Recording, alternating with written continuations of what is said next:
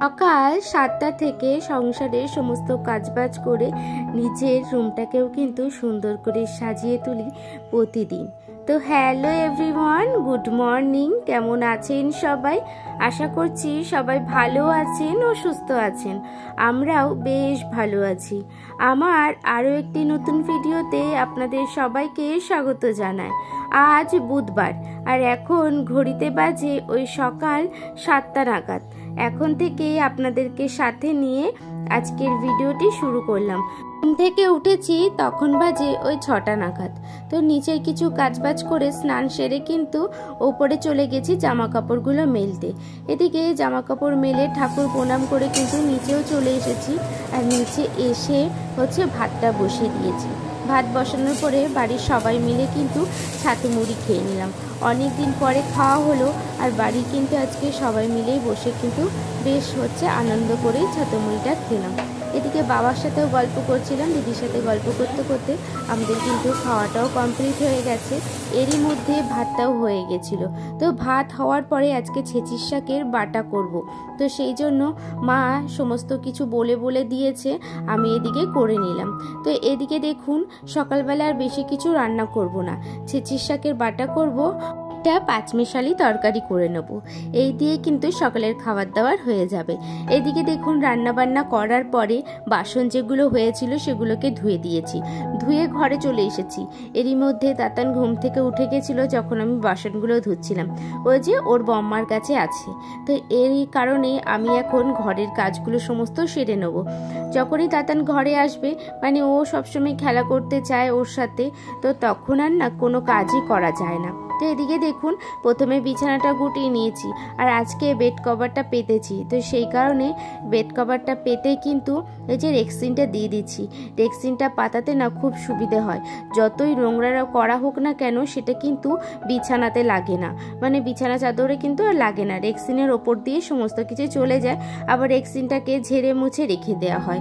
প্রত্যেকটা দিন ওই রাত্রে ঘুমানোর সময় রেক্সিনটা তোলা হয় আর তারপরে সকালে যখন বিছানাটা গোছায় তখন আবার পেতে দিই। সারা দিনটা আমার এই করে কিন্তু চলে যায়। এদিকে দেখুন বালিশের কভারগুলোতেও কভারটা পরিয়ে নিয়েছি। এই যে এরপরে জানলাটা খুলে দিই, অনেকটা বেলা হয়ে গেছে। আর জানলাটা না খুললে না ওই সবসময় ঘরের মধ্যে লাইট জ্বালিয়ে রাখতে হয়। আর এখন তো গরমের পরিমাণটা এত বেশি, মানে লাইট যদি ঘরে চলে তখনও কিন্তু প্রচণ্ড পরিমাণে গরম লাগে।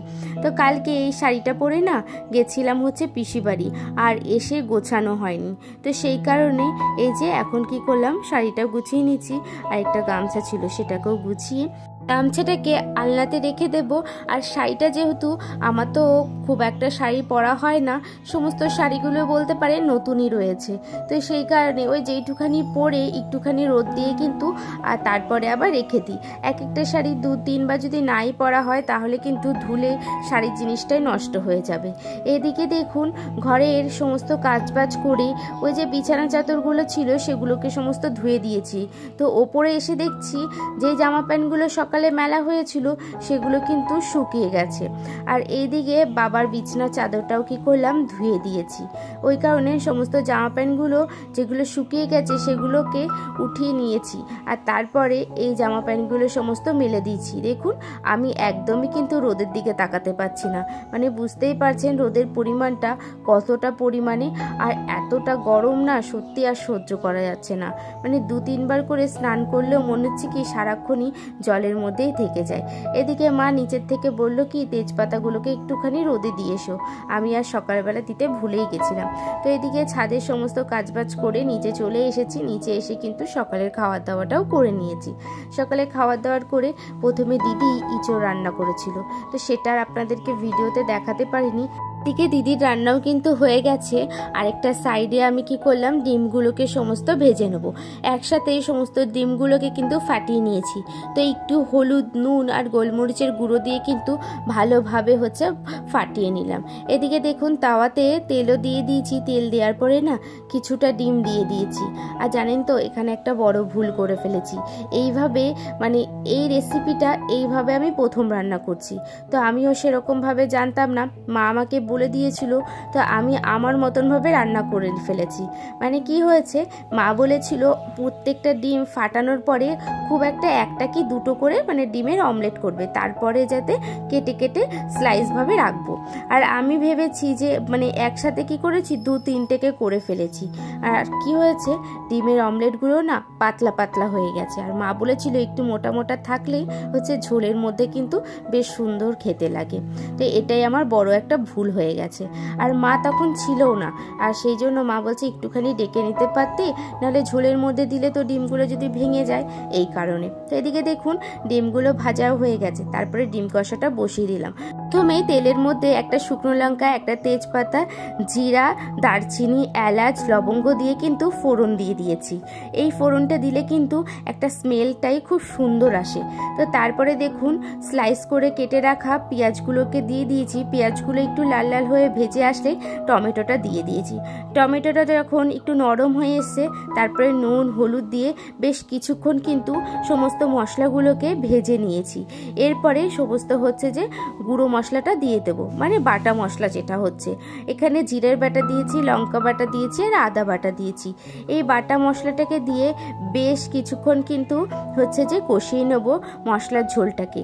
তার মধ্যে কিন্তু দিদি ওই একেবারে যখন ইঁচড় রান্না করেছিল ওই সময় কিন্তু আলু দুটো মানে ভেজে রেখেছিল, ইঁচড়ের আলু আর হচ্ছে যে ডিম কষার আলু।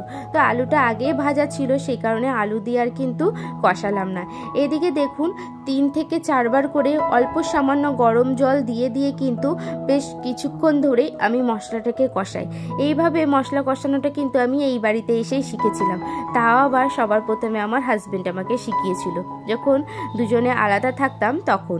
তো এদিকে দেখুন প্রথমে মশলাটাকে বেশ ভালোভাবে 3 থেকে 4 বার কিন্তু কষিয়ে নিয়েছি। এরপরে আলুটা দিয়ে দিয়েছি। আলুটা দেওয়ার পরেও এখনও কিন্তু 5 থেকে 6 মিনিট আমি কষিয়ে নেব।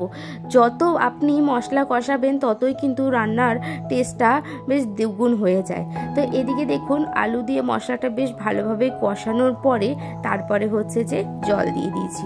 জল দেওয়ার পরে এদিকে ডিমগুলো দিয়ে দিয়েছি।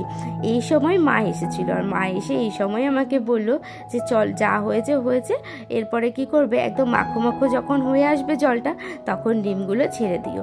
তো এদিকে দেখুন ডিম কষাটা কিন্তু প্রায় আমার রেডি হয়ে গেছে। জলটাও কিন্তু অনেকটা টেনে গেছে, একদম মাখো মাখো করেছি। আর যেহেতু ইঁচড়ের তরকারিটা একটু শুকনো শুকনো করা হয়েছে, সেই কারণে হালকা একটু ঝোল রাখা হয়েছে ডিমের তরকারিটাতে। তো ডিমটা যখন হয়ে এসেছে তারপরে গরম মশলার গুঁড়ো দিয়ে কিন্তু নামিয়ে দিয়েছি ডিমটাকে। একটুখানি জানেন তো নামাতে গিয়ে ঝোল পড়ে গেছিলো, দেখুন ওই যে সাইডে পড়ে রয়েছে। সেই কারণে একটু আস্তে আস্তেই ডিমগুলো নামাচ্ছি, যদি ডিমগুলো ভেঙে যায় ওটাও একটা ভয় রয়েছে। কিন্তু এদিকে ডিম কষাটা কিন্তু আমার হয়ে গেছিলো। তো দেখুন আপনাদের কি আমার রেসিপিটা ভালো লাগলো নাকি। তো এদিকে দেখুন আজকে আমাদের কি কি রান্না হয়েছে আপনাদের সাথে আরেকবার শেয়ার করে নিই। প্রথমে এই যে ডিম কষাটা, তারপরে হচ্ছে ইঁচড়ের তরকারি, আর হচ্ছে সকালবেলা করা হয়েছিল পুঁই শাকের হচ্ছে যে ঘন্টর মতন, তো সেটা আপনাদের সাথে শেয়ার করলাম। রান্নাবান্না হয়ে গেছে। রান্নাবান্না করার পরে কিন্তু যে সমস্ত বাসনগুলো ছিল সেগুলোকে হচ্ছে যে ধুয়ে নেব। এদিকে দেখুন বাসনগুলো মাজার পরে ধুয়েও কিন্তু তাকের উপরে রেখে দিচ্ছি জল ঝরানোর জন্য। তারপরে গ্যাসটাকে ধুয়ে নেব। গ্যাসটা একেবারে ধুয়ে নিচ্ছি। আর এটা তো আপনারা দেখেনি আমার ভিডিওতে প্রত্যেকটা দিনেই যে রান্নাবান্না করার পরে কিন্তু গ্যাসটা আমি ধুয়ে মুছে একেবারে রেখে দিই। কারণ কি, ওই নোংরা গ্যাস রাখতে কিন্তু একদমই ভালো লাগে না, দেখতেও খুব একটা বিচ্ছিরি লাগে। তো সেই কারণে যতটাই কষ্ট হোক না কেন, যতই দেরি হোক রান্না করতে, তারপরেও কিন্তু আমি গ্যাস ধুয়ে মুছে পুরো সমস্ত কিছু ধুয়ে মুছে রেখেই ঘর থেকে বেরোই, মানে রান্নাঘর থেকে বেরোই। তো দেখুন আমার কিন্তু গ্যাসটাও ধোয়া হয়ে গেছে। আর গ্যাস ধোয়ার পরে আমি একটুখানি শুকনো কাপড় দিয়ে মুছে নিই। মুছে নিলে কিন্তু বেশ পরিষ্কার পরিচ্ছন্ন লাগে। আর যে কোনো কাজবাজি পরিষ্কার পরিচ্ছন্ন করে করলে কিন্তু সুন্দরও দেখায়। কিন্তু সেটা আপনার ঘর হোক কিংবা বাইরে, যেরকম আপনি নিজেকে পরিষ্কার পরিচ্ছন্ন রাখতে পছন্দ করেন সেই রকমই কিন্তু সমস্ত জিনিস বা সমস্ত কাজবাজও পরিষ্কার পরিচ্ছন্ন রাখাটা দরকার। এদিকে মশলার তাকটাও কিন্তু গুছিয়ে নিচ্ছি। ওই যে মশলাগুলো নিয়েছিলাম এলোমেলো হয়ে রয়েছে মশলার সমস্ত কৌটোগুলো, সেই কারণে সমস্ত তাকগুলো কিন্তু গুছিয়ে একেবারে একটু মুছেও নিচ্ছি। প্রত্যেকটা দিন যদি রান্নাঘরটাকে এই রকমভাবে ক্লিন করা হয় তাহলে কিন্তু খুব একটা নোংরা কিন্তু পড়ে না। আমাদের হয়তো ওই 15 দিন 16 দিন পর পর একবার করে রান্নাঘরটা ক্লিন করা হয়, তো সেই কারণে খুব একটা বেশি ময়লা পড়ে না। আর জানেন তো ওই যে রান্না করার ওই জায়গাটা একটা বোর্ড দিয়েছি, দেখেছেন তো, ওই বোর্ডটা দেওয়া হয়েছে, সমস্ত তেল কাস্টে জিনিসগুলো না ওই জানলাতে লেগে খুব একটা নোংরা হয়ে যাচ্ছিল, মানে একদম নোংরা তেল কাস্টে পড়ে গেছিলো। সেটাই পয়লা বৈশাখের আগে পুরোপুরি কিন্তু ডোলে মুছে সমস্ত কিছু পরিষ্কার করা হয়েছিল। এরপরে বাজারে গেলে হচ্ছে একটা রং নিয়ে আসা হবে, রং করে দিলে একেবারে কিন্তু ঝাওয়া চকচকে হয়ে যাবে। তো এদিকে অনেক কাজবাজ করেও ফেললাম আর আপনাদের সাথে অনেক কথাও শেয়ার করে ফেললাম। এখন এদিকে রান্নাঘরটাকে কিন্তু মুছে চলে এসেছি ওই ডাইনিং টেবিলটাতে। এটাতে খাওয়ানো হয়েছিল বাবুকে, মানে তাতানকে, তো সেই কারণে কিন্তু টেবিলটাকেও একেবারে মুছে নিচ্ছি। মোছার পরে জল ভরে নেব, যেহেতু দুপুর হয়ে গেছে, এই দুপুর টাইমটাতে কি করি জলগুলো ভরে নিই, তাহলে খাওয়ার সময় না আর কষ্ট হয় না বারবার উঠে উঠে জল নেওয়ার জন্য। এদিকে জলের বোতলগুলো ভরে হচ্ছে টেবিলে সুন্দর করে সাজিয়ে রেখে দিয়েছি। তো তারপরে যেরকম প্রতিদিনের মতো রান্নাবান্না করার পরে আমি পুরো ঘরদোরগুলো একেবারে ঝাড় দিয়ে নিই, সেই রকমই এই যে সমস্ত ঘরদোর ঝাড় দিয়ে কিন্তু বারান্দাতে চলে এসেছি। বারান্দাটা এবারে ঝাড় দিয়ে নেব। এদিকে বারান্দা সোফা টেস্টের সমস্ত ঝাড় দেওয়ার পরে ওই যে বসার যেই মানে জানলাটা আছে সেই জানলাটাও কিন্তু একেবারে ঝাড় দিয়ে নিয়েছি। কিছুক্ষণ আগে বাবা কি করেছে, কাটিংগুলো করেছে সমস্ত ব্লাউজে, তো সেই কারণে কিছু কাপড় পরেছিল সেটাকেও কি করলাম একটা প্লাস্টিকে ভরে রেখেছি, ওই যে দেখুন রাখা দেখাই যাচ্ছে, তারপরে ওটাকেও পরিষ্কার করে রেখে দিয়েছি। এদিকে ঘরটা ঝাড় দিয়ে নিয়েছি, তো তারপরে সোফার কভারটা কিন্তু পরিয়ে নিয়েছি। তোয়ালেটা এতক্ষণ পরানো ছিল না, জানেন তো এখন একটা কি প্রবলেম হচ্ছে, দুটো বিড়ালের ছানা কোথা থেকে যেন আসছে আর এসে ঠিক ওই সোফাটাতেই কিন্তু উঠে বসে রয়েছে। আর এখন যেহেতু বাচ্চার ঘর, তো যেহেতু তাতানও খুব ছোট, আর তাতান জানেন তো একটুখানিও ভয় পায় না, বারবার করে ওই বিড়ালের বাচ্চাগুলোর কাছে গিয়ে বিড়ালগুলোকে ধরতে চাইছে। আর এখন ওই বাচ্চাদের গায়ের কিছু যদি মুখে চলে যায় তাতানের খুবই তো অসুবিধা, তো সেই কারণে বারবার করে সোফার কভারগুলো সমস্তগুলো পিলোগুলো উঠিয়ে রাখি, যখন দেখি আসে না তখন কি করি আবার পেতে সুন্দর করে রেখে দিই। এদিকে দেখুন বাইরেটা ঝাড়টা দিয়ে কিন্তু আমাদের খাওয়া দাওয়া সমস্ত হয়ে গেছে। এদিকে খাওয়া দাওয়ার পরে যে সমস্ত বাসনগুলো ছিল সেগুলোকেই হচ্ছে যে ধুয়ে নিয়েছি, ধোয়ার পরে বেসিনটাকেও ধুয়ে নিলাম। এদিকে দুপুরের সমস্ত কাজবাজ করে তারপরে হচ্ছে জামাটা ছেড়ে স্নান করে কিন্তু দুটো শাড়ির ফলস পার লাগাতে বসে পড়েছি। প্রথমে ম্যাচিংয়ে কিন্তু শাড়ির নিচের দিকটাকেই লাগিয়ে নিয়েছি, তো তারপরে দুটো শাড়ি হাতে লাগিয়ে নিয়েছি। এরই মধ্যে দেখুন সন্ধে হয়ে গেছে, সেই কারণে জানলাগুলো সমস্ত বন্ধ করে শাড়ির ওপরের ফলস পারগুলো লাগাতে বসে গেছি।